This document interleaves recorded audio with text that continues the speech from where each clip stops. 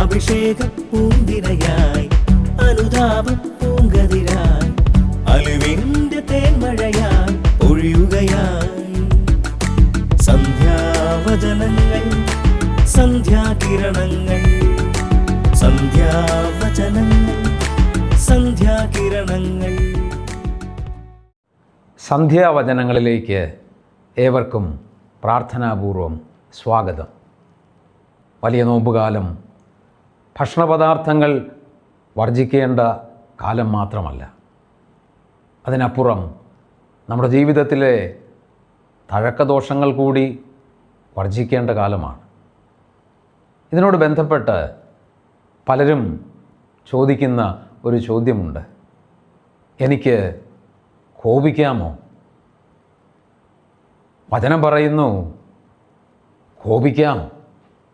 വിശുദ്ധ പൗലോസ്ലീഹ എഫേസൂസുകാർക്ക് എഴുതിയ ലേഖനം 4-ാം അധ്യായത്തിൻ്റെ 26, 27 വചനങ്ങളിൽ പറയുന്നു, കോപിക്കാം, എന്നാൽ പാപം ചെയ്യരുത്.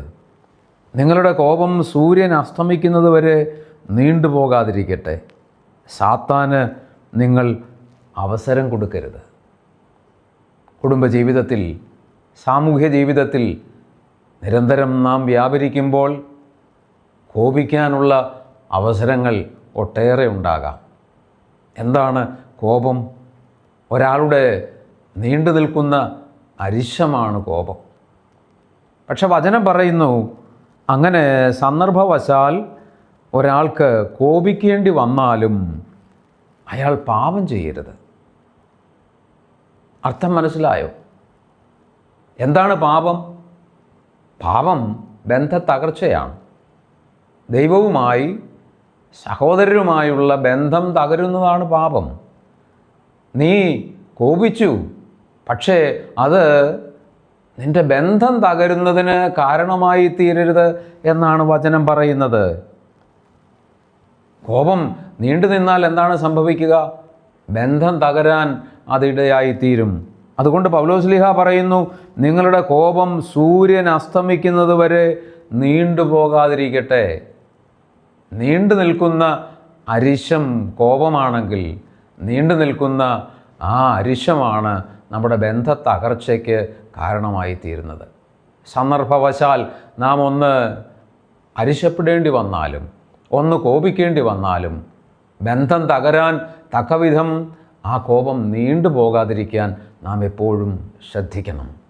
ദൈവത്തിൻ്റെ കൃപ നമുക്ക് പ്രാർത്ഥിക്കാം.